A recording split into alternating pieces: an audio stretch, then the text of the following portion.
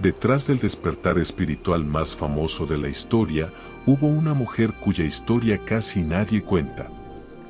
Estás viviendo la vida de tus sueños. Palacio real, un príncipe apuesto como esposo, un hermoso bebé. Tienes todo lo que una persona podría desear en la antigua India. Y una mañana, despiertas y él ya no está.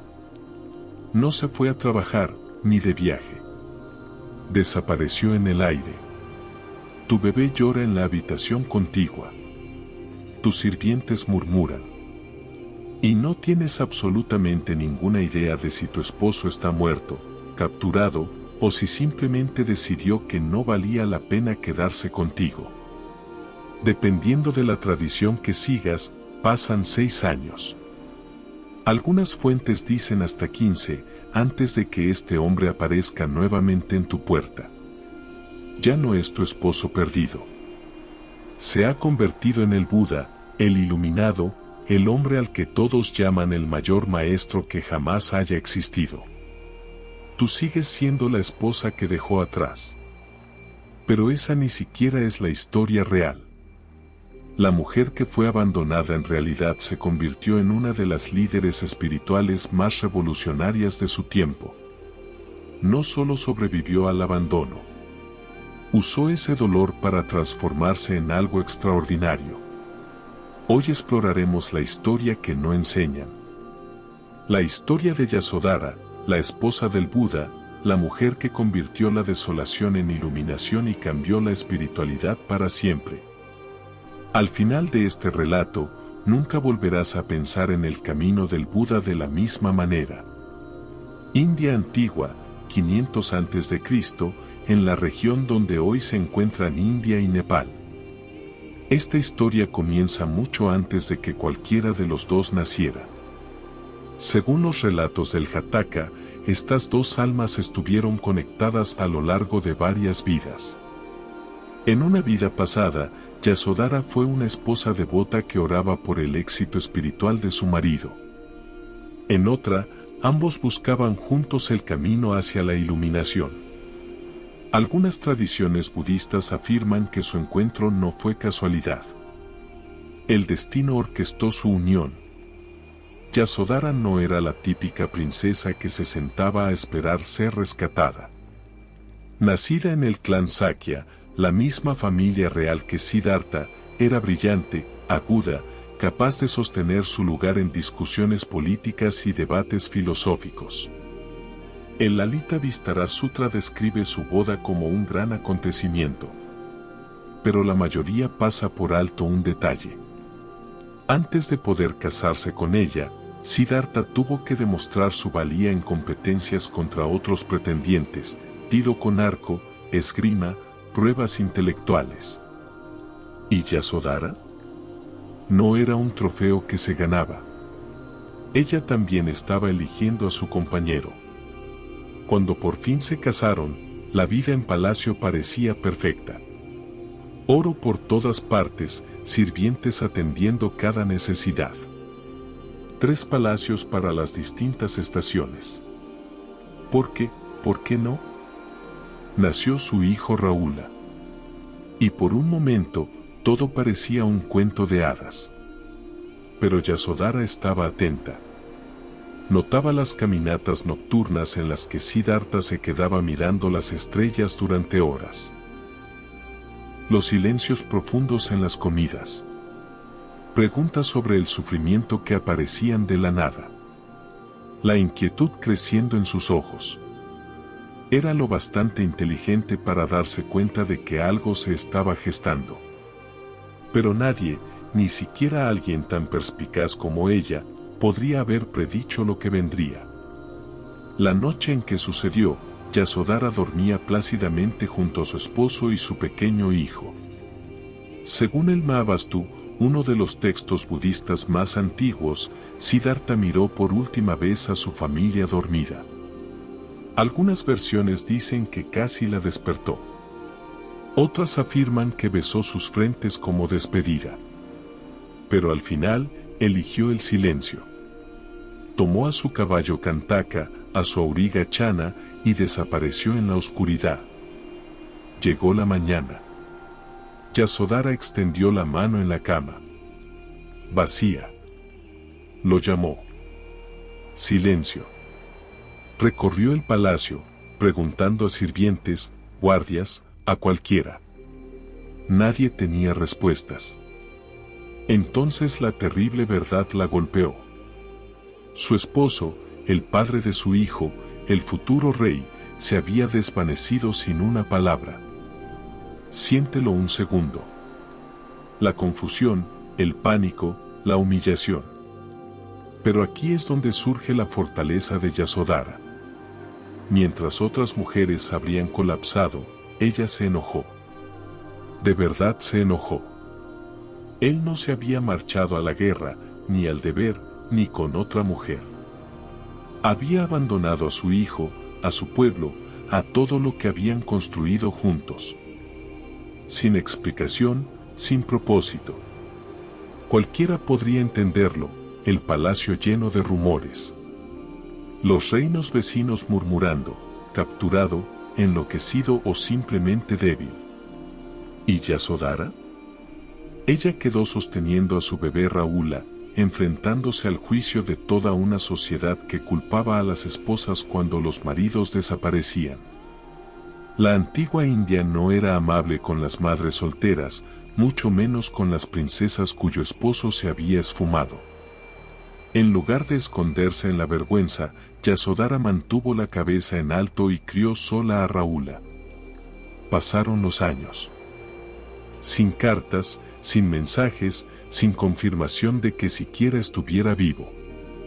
La mujer que una vez lo tuvo todo ahora debía reconstruir su mundo entero desde cero. 3 años. 4 años. 5 años. Yasodhara había perdido casi toda esperanza de volver a ver a su esposo. Entonces comenzaron a llegar rumores.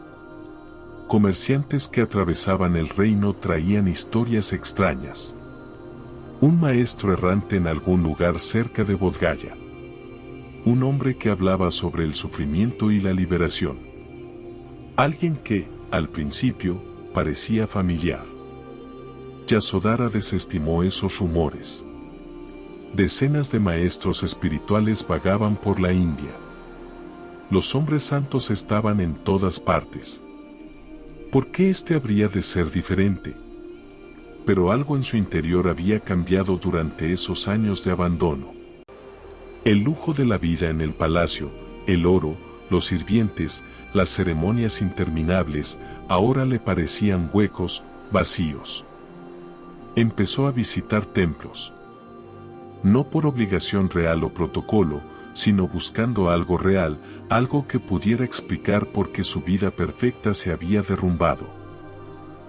Un día, un monje viajero llegó a las puertas del palacio. Hablaba de un maestro llamado el Buda, el despierto. Ese maestro había descubierto la raíz de todo sufrimiento. Podía explicar por qué las personas sufren, por qué nada dura para siempre, por qué el apego trae dolor. El monje contó que este Buda había dejado a su familia y su palacio para buscar la verdad. Cuando mencionó que era un príncipe del clan Sakya, llamado Siddhartha Gautama, que había abandonado a su esposa e hijo, la sangre de Yasodhara se congeló. La habitación empezó a dar vueltas. Su esposo desaparecido, el hombre que la había dejado sin explicación, se había convertido en el maestro espiritual más famoso de la India. Primero sintió alivio, estaba vivo. Luego vino la ira. Después, la confusión. Y finalmente, algo que no esperaba, curiosidad. El Vinaya Pitaka cuenta que 6 años después de su iluminación, el Buda decidió regresar a su tierra natal. Yasodhara lo supo antes que nadie. Los sirvientes murmuraban sobre los preparativos reales. El rey organizaba una bienvenida masiva para el príncipe iluminado. Todo el reino estaba emocionado. Todos menos Yasodhara. Ella tomó una decisión que sorprendió a la corte. Mientras todos los demás miembros de la familia real corrieron a recibir al Buda en las puertas de la ciudad, ella permaneció en el palacio. No iba a correr hacia él como si nada hubiera pasado. Si él quería verla, tendría que ir hasta ella. Pasaron las horas. Finalmente, pasos se acercaron a su cámara. El hombre que entró se parecía a Siddhartha, pero era distinto, más calmado, más presente. Sus ojos tenían una profundidad que antes no estaba allí. Vestía túnicas simples en lugar de seda real. Los textos antiguos omiten los detalles personales, pero podemos imaginar el peso de ese momento. Años de separación. Dos personas que se habían vuelto completamente diferentes. Él había encontrado la iluminación dejando todo atrás. Ella había encontrado la fuerza permaneciendo y reconstruyendo. Ambos se habían transformado, pero por caminos opuestos. Quizás no hacían falta muchas palabras, solo el reconocimiento de lo que cada uno había llegado a ser. Él había alcanzado la iluminación mediante la renuncia. Ella había encontrado la fortaleza en la resistencia. Pero la reunión no estaba completa sin una persona más. Su hijo, Raúl, ahora de 7 años, conoció a su padre por primera vez desde que era un bebé. Ese encuentro es otra historia que dejaremos para otro momento. El verdadero impacto vino después. Tras su conversación privada, Yasodhara hizo un anuncio que dejó a todos atónitos. Quería unirse a la Sangha, la comunidad de practicantes budistas. No para seguir a su esposo, sino para seguir su propio camino hacia la iluminación. Aquí es donde la historia de Yasodhara se vuelve revolucionaria. Y donde la mayoría de los libros de historia convenientemente omiten los detalles. Al principio, el Buda rechazó su petición, no porque dudara de su capacidad espiritual, sino porque la Sangha solo incluía a hombres. No se permitían mujeres. Pero Yasodhara no era del tipo que aceptaba un no. En silencio, se unió a Mahapajapati Gotami, la madrastra del Buda, y a otras mujeres de la realeza. Juntas se acercaron de nuevo al Buda. Una vez más, él dijo que no. Entonces hicieron algo sin precedentes, se raparon la cabeza, se vistieron con túnicas amarillas y se presentaron en el monasterio. Imagínalo, un grupo de mujeres, antiguas princesas y reinas, de pie ante las puertas de una comunidad religiosa exclusivamente masculina, exigiendo igualdad en el acceso a la formación espiritual. Esto no era 2024, era el 500 a.C. Mujeres desafiando a la autoridad religiosa. Algo inaudito. Finalmente, tras la presión de su primo Ananda, el Buda cedió. Estableció la Bhikkhuni Sangha, la orden de monjas budistas. Yasodhara se convirtió en una de las primeras mujeres ordenadas en la tradición budista. Pero no se detuvo allí. El Therigatha, una colección de versos de las primeras monjas budistas, incluye las propias palabras de Yasodhara. He cortado mi cabello. Me he puesto la túnica amarilla. Vivo de limosnas, habiendo sido antes una mujer de gran belleza. Ahora estoy libre del apego. Ella no celebraba convertirse en monja por querer estar cerca de su antiguo esposo. Celebraba su libertad de todo lo que alguna vez la había definido, su belleza, su estado marital, sus privilegios reales. Yasodhara desarrolló su propio estilo de enseñanza, sus propias ideas, sus propios seguidores. Se hizo conocida por ayudar a otras mujeres a comprender que el despertar espiritual no requería sufrir en silencio. Enseñaba que el dolor, el abandono, la traición, no eran obstáculos para la iluminación. Eran puertas hacia la comprensión de la naturaleza temporal de todas las relaciones, todas las circunstancias, todas las identidades. Algunas tradiciones afirman que Yasodhara alcanzó el arahantazgo. Algunas incluso dicen que llegó al mismo estado de liberación que el Buda mismo. La iluminación completa. La mujer que una vez fue definida únicamente como la esposa del Buda se había convertido en algo mucho más poderoso. Yasodhara, la iluminada. Entonces, ¿por qué no conocemos más sobre la historia de Yasodhara? ¿Por qué no se la menciona en todas las clases de budismo junto al Buda? La realidad, los textos budistas tempranos, brutales y originales, se preservaron a través de la tradición oral, transmitidos por monjes, registrados por eruditos masculinos e interpretados a lo largo de siglos por instituciones religiosas dominadas por hombres. Los eruditos masculinos simplificaron las historias de las mujeres, minimizaron sus logros e incluso las borraron por completo. La narrativa oficial se convirtió en: el Buda dejó a su esposa e hijo para buscar la iluminación. Fin de la historia. Su dolor se convirtió en una nota al pie. Sus logros espirituales, en detalles secundarios. Incluso cuando los textos mencionan a Yasodhara, se enfocan en su papel como esposa abandonada, en lugar de sus logros como pionera espiritual. Este patrón se repite a lo largo de la historia religiosa. ¿Cuántas discípulas desaparecieron del cristianismo? ¿Cuántas mujeres místicas desaparecieron de los textos islámicos? ¿Cuántas sabias hindúes fueron olvidadas? La investigación reciente ha comenzado a recuperar estas voces perdidas. Feministas budistas e historiadoras están profundizando en el Therigatha, analizando evidencia arqueológica y cuestionando interpretaciones tradicionales. Están descubriendo que el budismo temprano tenía mucho más liderazgo femenino del que nos han enseñado. Las mujeres no seguían a los hombres hacia la vida espiritual. Creaban sus propios caminos. Desarrollaban sus propias prácticas. Alcanzaban su propia iluminación.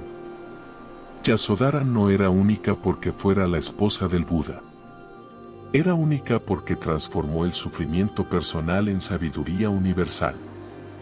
Rompió barreras de género que habían perdurado milenios. Demostró que la iluminación no requiere abandonar responsabilidades, sino transformar la manera en que las llevas. Pero su historia plantea una pregunta inquietante: ¿cuántas otras Yasodharas existieron a lo largo de la historia? ¿Cuántas mujeres convirtieron su dolor en poder, su abandono en despertar, su silencio en fuerza, y vieron sus historias enterradas porque no encajaban en la narrativa que los hombres querían contar? El budismo enseña que todos los seres tienen naturaleza de Buda, que cualquiera puede alcanzar la iluminación, que el género, el estatus o los antecedentes no importan en el camino espiritual. Yasodhara probó que esta enseñanza es verdadera. No necesitó el permiso de nadie para volverse iluminada. No necesitó la guía de su esposo para encontrar la verdad. Necesitaba exactamente lo que tenía: inteligencia, determinación y el coraje para transformar el sufrimiento en sabiduría. Hemos llegado al final de una historia que en realidad es un comienzo. El viaje de Yasodhara nos enseña algo profundo sobre la resiliencia, la transformación y la negativa a permitir que las decisiones de otros definan nuestro valor. Ella no esperó ser rescatada. No pasó décadas amargada por el abandono. No se definió a través del viaje espiritual de otra persona. En cambio, tomó el peor momento de su vida y lo usó como materia prima para la iluminación. Piensa en eso. El dolor de ser dejada atrás se convirtió en su puerta para comprender la impermanencia. La vergüenza del abandono público se convirtió en su maestro sobre la ilusión del estatus social. El desafío de la maternidad soltera se convirtió en su entrenamiento en compasión y fortaleza. La psicología moderna llama a esto crecimiento postraumático. El budismo lo llama la transformación del sufrimiento en sabiduría. Yasodhara lo llama martes. Su historia importa porque nos muestra un modelo diferente de despertar espiritual, no la dramática renuncia a todo, sino la paciente transformación de todo. No escapar de la responsabilidad, sino abrazarla de manera iluminada.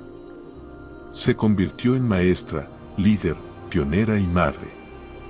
Demostró que el desarrollo espiritual no requiere elegir entre el crecimiento personal y el cuidado de los demás. La mujer que la historia trató de olvidar, la voz que el patriarcado trató de silenciar, la historia que el budismo tradicional intentó minimizar, resulta ser uno de los ejemplos más poderosos de iluminación que tenemos hoy. Mientras lidiamos con nuestras propias decepciones, traiciones y momentos de abandono, la vida de Yasodhara susurra a través de 2500 años. Tu abandono no es tu final. Tu sufrimiento no es tu identidad. Tu dolor no es tu prisión. Son tus maestros, si tienes el valor de aprender de ellos. Tal vez la verdadera pregunta no sea cómo sería el budismo si escucháramos más voces de mujeres, sino cómo sería tu vida si dejaras de esperar a que alguien más te diera permiso para transformarte. 25 siglos después, cuando la vida te abandona en la oscuridad, recuerda, en algún lugar de la antigua India, una mujer se despertó sola y eligió volverse extraordinaria. Y si hoy algo dentro de ti hizo clic, si sentiste que ahora comprendes mejor tu historia, tus emociones, tu forma de ver la vida, entonces este video ya cumplió su propósito. Pero aún hay algo más que puedes hacer. Compartir esta sabiduría. Porque así como este mensaje te tocó a ti, puede tocar a alguien más. Alguien que se siente perdido. Alguien que necesita recordar quién es. Alguien que ha olvidado su propia luz. Comparte este video con esa persona. Déjame un comentario contándome qué parte te hizo llorar. ¿Qué frase te cambió algo por dentro? Quiero leerte. Quiero saber hasta dónde llegó este mensaje. Y si sientes que este contenido te hizo bien, suscríbete. Este canal no es solo un canal. Es un espacio de almas despiertas. De buscadores. De personas que están listas para mirar hacia adentro y vivir desde un lugar más auténtico. Así que, respira profundo. Agradece. Y sigue hacia adelante. Namaste.